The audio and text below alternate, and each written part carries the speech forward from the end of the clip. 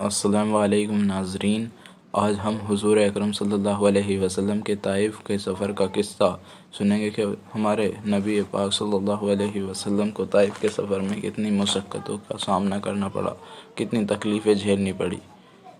ان کے ہم پڑھیں گے کہ انہیں کس طریقے سے انہوں نے طائف کے سفر میں انہیں تکلیفیں جھیلنی پڑی، انہیں پتھر لگے، ان کی جوتیوں سے خون جاری ہو گیا اور ان کے پیچھے گلی کے لڑکوں کو چھوڑ دیا گیا، انہیں کے تالیاں پیٹے ان کے پیچھے،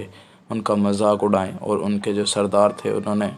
بہت برا سلوک کیا نبی پاک صلی اللہ علیہ وسلم کے ساتھ۔ آج ہم اسی کے متعلق ایک حضور اکرم کا قصہ ہے طائف کے سفر کا، اس کو ہم پڑھیں گے اور سنیں گے۔ تو چلیے اب شروع کرتے ہیں۔ نبوت مل جانے کے بعد 9 برس تک نبی اکرم صلی اللہ علیہ وسلم مکہ مکرمہ میں تبلیغ فرماتے رہے، یعنی کہ مکہ مکرمہ میں ہی نبوت مل جانے کے 9 سال تک نبی اکرم صلی اللہ علیہ وسلم مکہ مکرمہ میں ہی تبلیغ فرماتے رہے اور قوم کی تربیت اور اصلاح کی کوشش فرماتے رہے، لیکن تھوڑی سی جماعت کے سوا، تھوڑے سے لوگ ایسے تھے، تھوڑے لوگوں کے سوا جو مسلمان ہو گئی تھی، جو تھوڑے سے لوگوں کی جماعت تھی جو مسلمان ہو گئی تھی، اور تھوڑے سے ایسے لوگوں کے علاوہ جو باوجود مسلمان نہ ہونے کے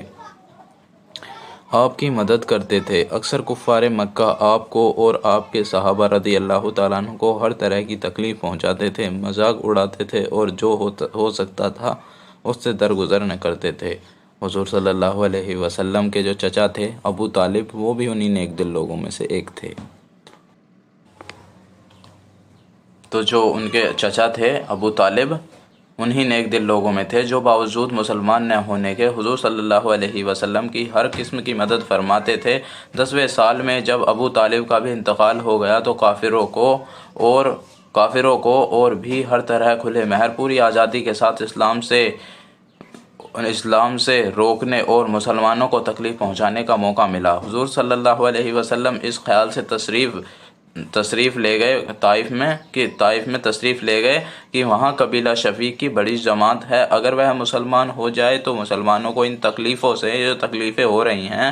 ان تکلیفوں سے نجات ملے اور دین کے پھیلنے کی بنیاد پڑ جائے۔ وہاں پہنچ کر قبیلے کے 3 سرداروں سے، جو بڑے درجے کے سمجھے جاتے تھے، گفتگو فرمائی، یعنی کہ بات چیت کی ان سے جا کر، اور اللہ کے دین کی طرف بلایا اور اللہ کے رسول کی یعنی اپنی مدد کی طرف متوجہ کیا، مگر ان لوگوں نے بجائے اس کے کہ دین کی بات کو قبول کرتے یا کم سے کم عرب کی مشہور مہمان نوازی کے لحاظ سے ایک نووارد، یعنی کہ نووارد کا مطلب نئے آئے مہمان کی خاطر مدارات میں جیسے کہ خاطرداری کرنے سے صاف جواب دے دیا، اور نہایت بے رخی اور بد اخلاقی سے پیش آئے۔ ان لوگوں نے یہ بھی گوارا نہ کیا کہ آپ قیام فرما لیں کہ کم سے کم وہاں ٹھہر ہی جائیں۔ جن لوگوں کو سردار سمجھ کر بات کی تھی کہ شریف ہوں گے اور مہذب گفتگو کریں گے، ان میں سے ایک شخص بولا کہ اوہو، آپ کو ہی اللہ نے نبی بنا کر بھیجا ہے۔ دوسرا بولا کہ اللہ کو تمہارے سوا کوئی اور ملتا ہی نہیں تھا جس کو رسول بنا کر بھیجتے۔ تیسرے نے کہا، میں تجھ سے بات نہیں کرنا چاہتا، اس لیے کہ اگر تو واقعی نبی ہے جیسا کہ دعویٰ ہے تو تیری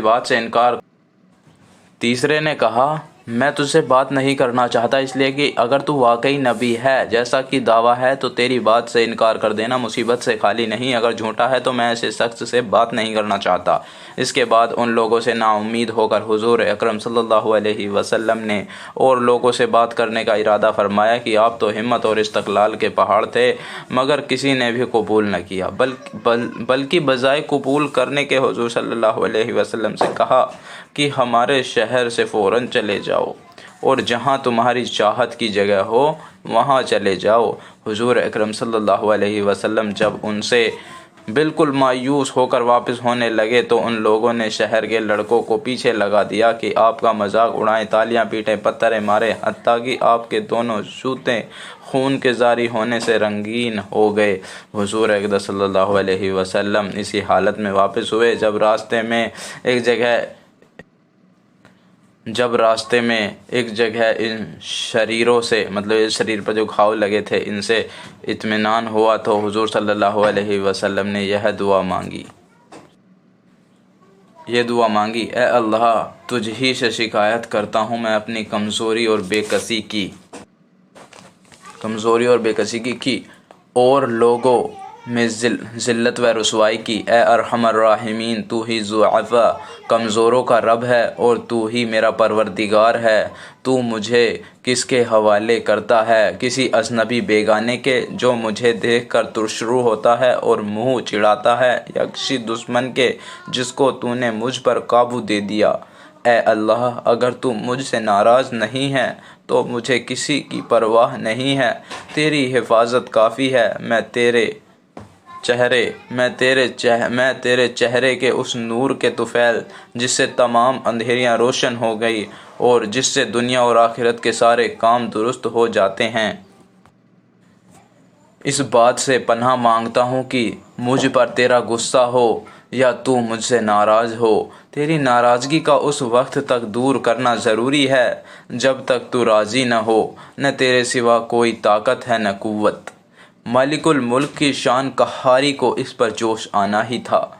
کہ حضرت جبریل علیہ السلام نے آ کر سلام کیا اور عرض کیا کہ اللہ تعالیٰ نے آپ کی قوم کی وہ گفتگو جو آپ سے ہوئی سنی اور ان کے جوابات سنے، اور ایک فرشتے کو جس کے متعلق پہاڑوں کی خدمت ہے آپ کے پاس بھیجا ہے کہ آپ جو چاہیں اس کو حکم دیں۔ اس کے بعد اس فرشتے نے سلام کیا اور عرض کیا کہ جو ارشاد ہو میں اس کی تعمیل کروں۔ اگر ارشاد ہو تو دونوں جانب کے پہاڑوں کو ملا دوں جس سے یہ سب درمیان میں کچل جائیں، یا اور جو سزا آپ تجویز فرمائیں، یعنی کہ اور جو سزا آپ دینا چاہیں وہ بتا دیجئے۔ حضور صلی اللہ علیہ وسلم کی رحیم و کریم ذات نے جب جواب دیا کہ میں اللہ سے اس کی امید رکھتا ہوں کہ اگر یہ مسلمان نہیں ہوئے تو ان کی اولاد میں سے ایسے لوگ پیدا ہوں جو اللہ کی پرستش یعنی کہ بندگی کریں اور اس کی عبادت کریں۔ فائدہ یہ ہے اخلاق اس کریم ذات کے جس کے ہم لوگ نام لیوا ہیں کہ ہم ذرا سی تکلیف سے کسی کے معمولی سی گالی دے دینے سے ایسے بھڑک جاتے ہیں جیسے کہ پھر عمر بھر اس کا بدلہ نہیں اترتا، ظلم پر ظلم اس پر کرتے رہتے ہیں اور دعویٰ کرتے ہیں اپنے محمدی ہونے کا، نبی کے پیرو بننے کا۔ نبی کریم صلی اللہ علیہ وسلم اتنی سخت تکلیف اور مشقت اٹھانے کے باوجود نہ بد دعا فرماتے ہیں، نہ کوئی بد دعا فرماتے ہیں، نہ کوئی بدلہ لیتے ہیں۔ السلام علیکم۔ یہ تھا حضور اکرم صلی اللہ علیہ وسلم کے طائف کے سفر کا قصہ۔ میری آپ سے گزارش ہے کہ نبی کی زندگی کو پڑھیے اور انہیں دیکھیے کہ نبی نے کس کس طرح اس دین کے لیے، اس دین کو پھیلانے کے لیے کتنی تکلیفیں برداشت کی۔ آج ہمیں اس دین کی قدر نہیں ہے، کیونکہ جس چیز پر ہمارا جان و مال لگتا ہے ہمیں اسی چیز کی قدر ہوتی ہے۔ اس پر ابھی ہمارا جان و مال نہیں لگا۔ نبی کی تو ہر چیز لگی تھی، اور اس وقت کے دور کے صحابہ کرام رضی اللہ تعالیٰ عنہ کی انہیں قدر تھی اس دین کی، کیونکہ انہوں نے جان مال سے اس دین کو پھیلایا تھا، جان و مال لگا کر۔ اے اللہ ہم پر رحم فرما۔ السلام علیکم۔